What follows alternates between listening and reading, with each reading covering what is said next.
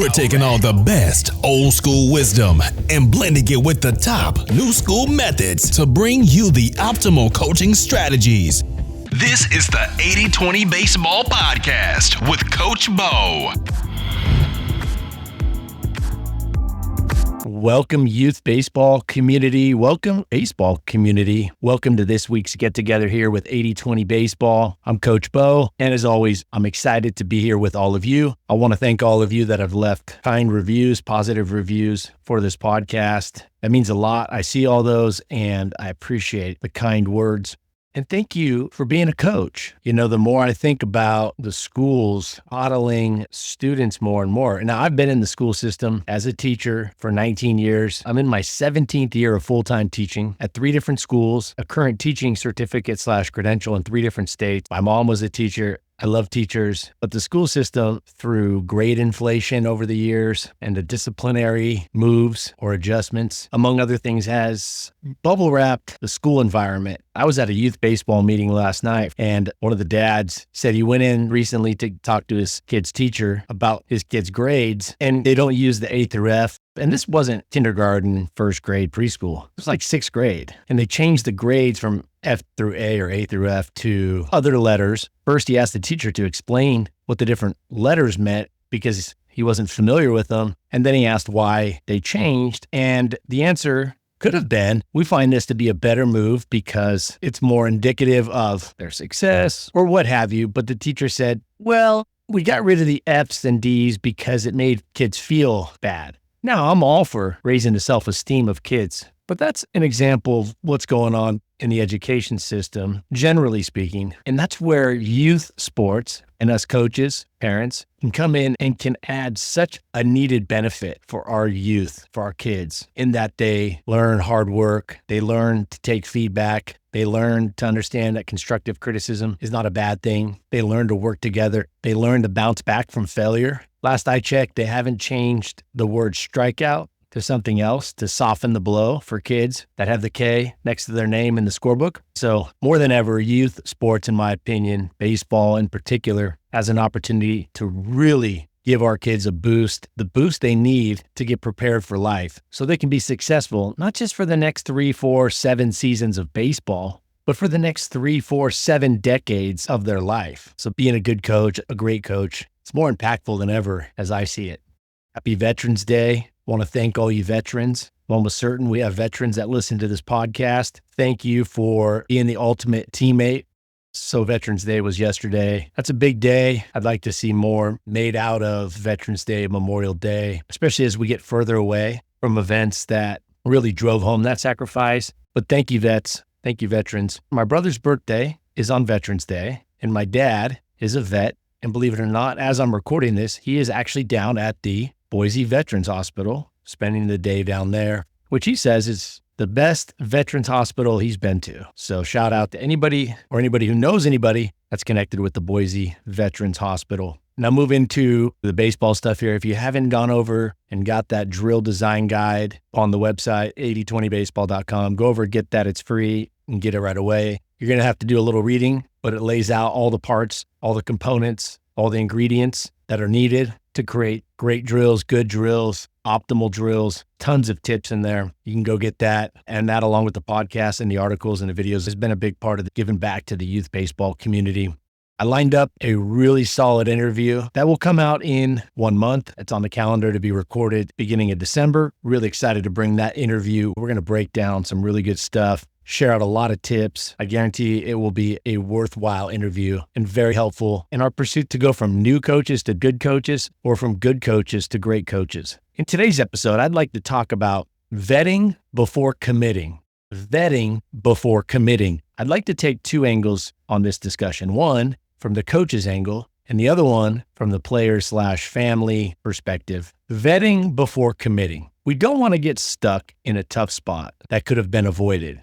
As coaches, we don't want to kick a kid, a family off the team. And as parents and players, we don't want to have to quit a team mid-season when the whole thing could have been avoided in the first place. Coaches, we need to be slow to bring on players and families when possible. This isn't always possible, but when possible, try to set up a 1 to 2 week trial period or a month trial period if this is something that could be a year or two or longer type of gig. I know for youth baseball, for younger baseball levels, this isn't always possible, but try your best when possible to leverage a 1 to 2 week trial period or a 1 month trial period if it's for those coaches. And I know we have you listening that run your own baseball organizations, travel ball teams, etc. Now, what I'd like to dive into today are 3 questions that coaches can ask players/families to speed up this vetting process, to expedite it. And then I have 3 questions that I would recommend all players/families ask coaches to speed up the vetting process on their side.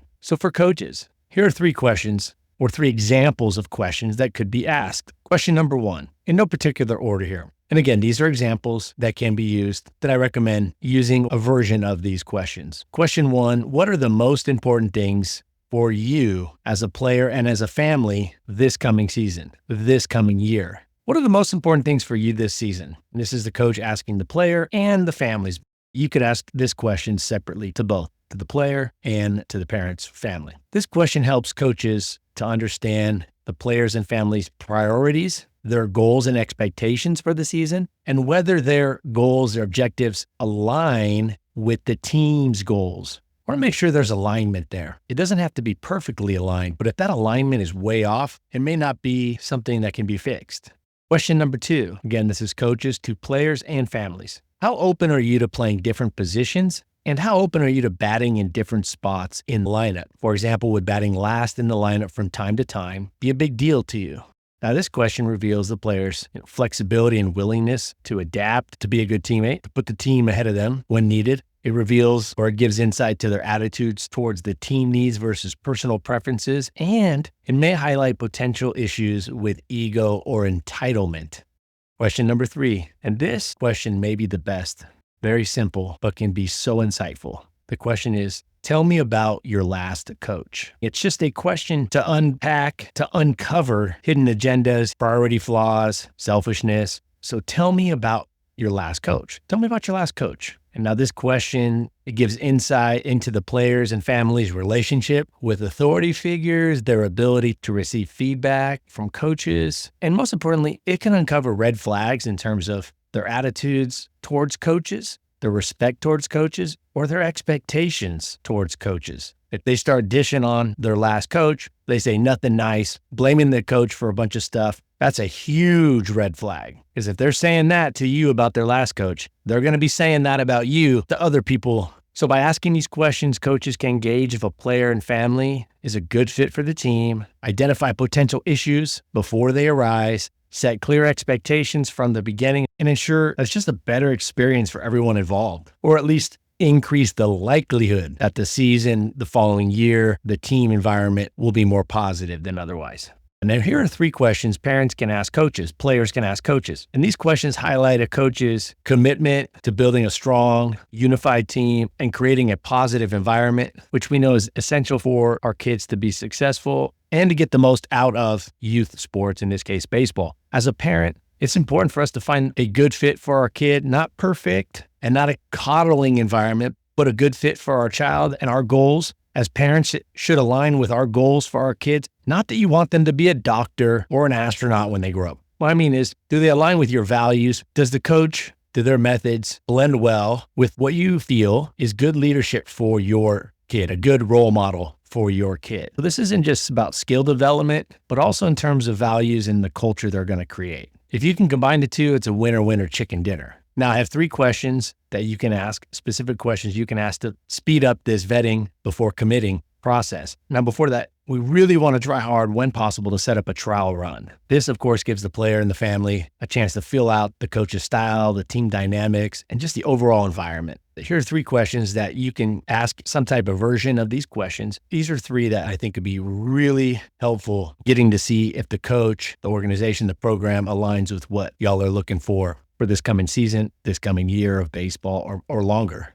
Number 1, coach, what are your main goals for this upcoming season? What are 2 or 3 specific goals that you have for this upcoming season/year? Now, this question helps gauge, of course, whether the coach is focused on player development, teamwork, and on enjoyment, having fun, or solely on winning, or if they over prioritize winning. So you kind of feel it out. course, if they come out and say, oh, my goal is to win the league, my goal is to get these kids college scholarships, my goal is to go to Williamsport, red flags. Now, if they say that would be icing on the cake, after they talk about, I want all my players to improve their skills in the different areas such as hitting, throwing, fielding ground balls, running the bases. I want to see improvement from the beginning to the end of the year. One of my main goals is for them to show improvement from where they started to where they end. My other main goal is to make sure the environment fosters players that want to work hard, that hustle, and that treat their teammates and the coaches with respect. In other words, to have a hardworking, fun environment. Those are a couple of the goals you're going to keep your ears open for. Now, a few questions with more specificity you could ask would be, for example, Coach, how do you decide who plays in which positions? How do you decide who plays where on defense? Who pitches? Who plays shortstop? The coach's answer will give you insight into whether the coach prioritizes development or winning at all costs. The answer should be centered around a balanced approach for the younger kids. Definitely the big red flag is, hey, my best players play the most. My best players play all the good positions. Of course, that would be a bigger red flag. Now, high school and college and all that, that's different. I'm talking about 14 U's and under. And another question along a similar line is, how do you set the batting order? How do you set the lineup? And this will tell you if the coach doesn't clearly say, yeah, rotate it through. I mean, if you got an 8-year-old team or a 10-year-old team, you should just rotate through with the caveat that if a kid doesn't show up to practice or if a kid shows a lack of hustle, you can slide things around. When you get to high school, they're going to set the order based off of who's most deserving, based off of their ability to score runs or produce runs or help their team score runs. That's what varsity high school is for. That's what college is for. And of course, that's what professional baseball is for. That's 100% merit-based. 9-year-old baseball, there should be some merit, like did they show up to every practice? Did they work hard? You could throw those caveats in there. I'd be very clear about those before the season starts. But when you ask this question of a coach, it'll tell you your kid's 10 years old and the coach is saying, hey, I put my best hitters at the top and go from there. That's a red flag, in my opinion, at that age. So those are some questions you can ask to complete the vetting before committing process faster. Additionally, you could ask a coach about their communication style with players and parents. What's their communication style like? Do they yell a lot? Are they looking for the good that the players do? So these are some things you can look to unpack early before committing. And ultimately, on both sides, it's about finding a good fit for both the coaches and also the players and the parents. The goal is to find a good fit. I wouldn't say a perfect fit. It doesn't have to be perfect. And it very likely never will be a perfect fit. But that's good because life is not going to be perfect. Being malleable is a needed and important skill as we get older, of course. Kids are going to have a bunch of different bosses or customers, a bunch of different types of teachers.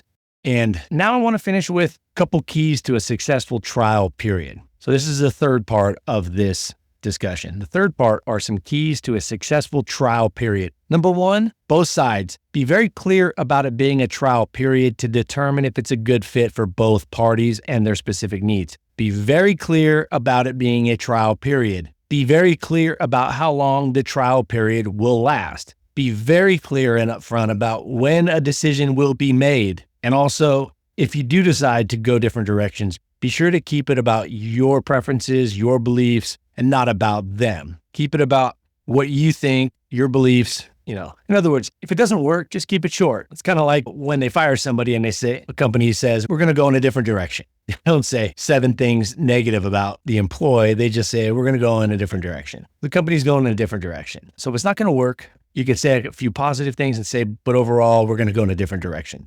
Thank you for your time. A bonus tip, try to trial a game or two to see if the player or if the coach is a different person come game time. And I'm going to wrap up this episode with a quote from Rickey Henderson. I just finished the book called Rickey, really interesting book. Rickey Henderson, the age of the listeners for this podcast are right in that sweet spot to have seen Rickey do his thing on the baseball field. And one of the quotes I got from Rickey that I thought was awesome was, quote, if my baseball uniform doesn't get dirty, I haven't done anything in the baseball game, end quote. Thought that was a good one. Another thing Rickey Henderson said that I thought was really interesting. Of course, he had 1,400 stolen bases. The Grand Canyon separates him from second place. And we definitely think of him as a stolen base guy, a leadoff hitter who set records for home runs to leadoff games. But the stat he said he was easily the most proud of was the runs scored stat, which he beat Babe Ruth on, scoring more runs than anybody in the history of the game. And he said, stealing second, that's cool, stealing third, but that was just a means to an end. It just got me closer to home plate, which is what mattered. He goes, touching home plate was my goal, not stealing bases. That was just a step to getting to that goal. And I've shared with you before, I've had players that get all jazzed up about getting on base, getting a hit. Now, if they haven't got a hit in 20 at-bats, okay, I get it a little bit. But if it's their second hit of the game, or they're hitting well, or they're not in a deep slump, they shouldn't get all pumped up about first base. They should get pumped up about scoring a run. A base hit, that's an individual accomplishment, an individual goal. Scoring a run is a team thing. Even if it's a solo home run, it still benefits the entire team. A base hit benefits the hitter's stats. Scoring a run benefits the team stat. So I thought that was really interesting. All right, head over and get the 80-20 baseball drill design guide for free. It's right there on the homepage. You can't miss it, 8020baseball.com. Next week, we're going to evaluate the likelihood that a baseball coach knows what they're talking about. An assessment to see if a baseball coach knows what they're talking about and has a fair and balanced approach. So this is an indicator that a baseball coach, or really anybody in life, knows what they're talking about and has a good understanding of what they're teaching. So we'll get into that next week. And until then, hope you all take care of yourselves, your health, so we can take care of our families, our close friends, and be the best coach, parents we can be. Let's take this information out there to the field, to the training environment, put it into play. Y'all take care. Until next week, adios. This has been the 80-20 Baseball Masterclass. Take it to the field.